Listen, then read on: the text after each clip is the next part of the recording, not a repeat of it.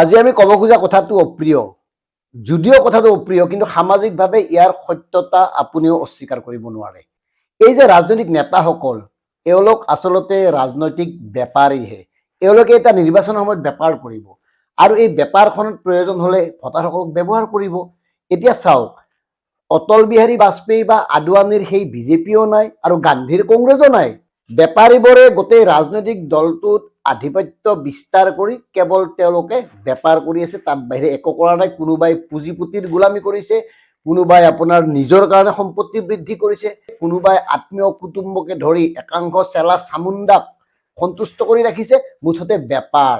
আৰু কথাটো চিন্তা কৰক, এই ভূপেন বৰা আৰু হিমন্ত বিশ্ব শৰ্মা ডাঙৰীয়াৰ বহুত পুৰণা সম্পৰ্ক আছে।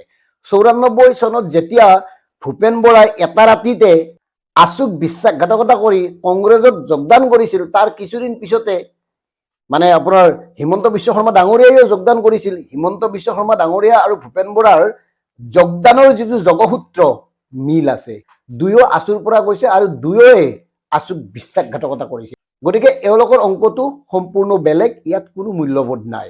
মুখ্যমন্ত্ৰী ডাঙৰীয়াই কি কৈছে যে কংগ্ৰেছত থকা শেষ হিন্দুজন ভূপেন বৰা, তেওঁ বিজেপিলৈ আহিল। এতিয়া আমাৰ প্ৰশ্নটো হ'ল, এখেত হিন্দু কেনেকৈ হ'ব পাৰে কওকচোন?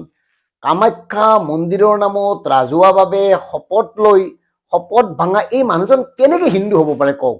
মা কামাখ্যাকো যদি এওঁলোকে ৰাজনীতিৰ নামত ব্যৱহাৰ কৰিব পাৰে, মিছাকৈ শপত খাব পাৰে, কেনেকৈ হিন্দু হ'বহে?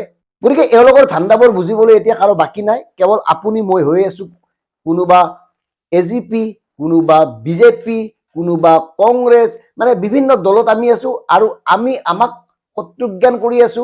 নেতাসকলৰ নিৰ্দেশনাত একাংশই সামাজিক মাধ্যমত কিছুমান ব্যক্তিক হোৱাই নোহাই গালি পাৰে আৰু গালি পৰাৰ কাৰণেও নেতাসকলে মানুহ নিয়োগ কৰিছে। চাওক বিড়ম্বনা, কি এটা পৰ্যায়লৈ গৈছে অসমৰ ৰাজনীতি। গতিকে গালি পৰা ভক্তসকলক কৈছো, কেইটামান টকাৰ কাৰণে এই কামবোৰ নকৰিব। এই নেতাসকল বেপাৰী, এওঁলোকে কেৱল বেপাৰ কৰি আছে। এওঁলোকৰ মাজত দল চলৰ কথা নাই। বিভিন্নজনে বিভিন্ন ৰাজনৈতিক দলত দেখাত সংস্থাপিত হৈ আছে। সময় সুবিধা পালে এওঁলোকে স্থান সলনি কৰে। গতিকে সেইখিনি সময়ত আপোনাৰ কি অৱস্থা হয় নিজে চিন্তা কৰকচোন। গতিকে কালিলৈ ভূপেন বৰাক গালি পৰা আপুনি আজি ভূপেন বৰাক প্ৰশংসা কৰিব নালাগিল নে? লখিমপুৰৰ মহিলাগৰাকীয়ে কি ক'ব আজি, তেওঁৰ স্থিতি কি হ'ব, এই কথাবোৰ এবাৰ ভাবকচোন। আৰু এটা কথা ভাবক, ভূপেন বৰাই কাৰ কাৰণে ৰাজনীতি কৰিছে? কেৱল নিজৰ কাৰণে? যদি জনতাৰ হৈ ৰাজনীতি কৰিলেহেঁতেন তেনেহ'লে তেওঁৰ এই স্থিতি হ'লহেঁতেন নে? আজি তেওঁৰ ঘৰ দুৱাৰ দেখিছে নহয়, কেনেকুৱা বিলাসী কাৰবাৰ। তেওঁৰ পত্নী কিমান সুখী মুখ্যমন্ত্ৰী ঘৰলৈ যোৱাৰ লগে লগে। কিয়? এই সন্তুষ্টিৰ আঁৰত কি আছে? গতিকে নীতি আদৰ্শ এওঁলোকৰ কাৰণে গুৰুত্বপূৰ্ণ বিষয় নহয়। এওঁলোকৰ কাৰণে গুৰুত্বপূৰ্ণ হ'ল ক্ষমতা, টকা পইচা, সা সম্পত্তি, পদমৰ্যাদা, সিমানেই। কাৰণ লাজমান থকা মানুহে ইমান সহ্য কৰিব নোৱাৰে, পুৰুষে নোৱাৰে। ভূপেন বৰা হয়তো পুৰুষৰ শাৰীত নপৰে, খামিদাস পুৰুষ বুলি যে আমি কওঁ। কাৰণ এওঁলোকে কথাৰে কথা ৰাখিব নোৱাৰা মানে। এওঁলোকৰ কথা আৰু নষ্ট চৰিত্ৰৰ মানুহৰ কথাৰ মাজত বৰ বিশেষ পাৰ্থক্য নাই, একেই। মাজে মাজে মন যায় এই নীতিহীন ধুৰন্ধৰ ৰাজনৈতিক নেতাসকলক মানে লাইট পষ্টত বান্ধি কিছুমান কথা সুধিবলৈ মন যায়। কিয় এনেকুৱা কৰিলা? এই কথাবোৰ যে কৈছিলা, কাৰ কাৰণে কৈছিলা? অনাগত সময়ত আৰু কি কি কৰিবা? কথাবোৰ সুধিবলৈ মন যায়। আচলতে আপোনালোকে কাৰ কাৰণে ৰাজনীতি কৰি আছে? ৰাজনীতিক ইমান তললৈ কিয় নমাইছে? কিয় আপোনালোকে গান্ধীৰ কংগ্ৰেছ বা বাজপেয়ী আদৱানীৰ বিজেপিক এই ধৰণে লজ্জানত কৰি আছে? কিহৰ বাবে? কিয় আপোনালোকে মূল্যবোধ বিসৰ্জন দিছে?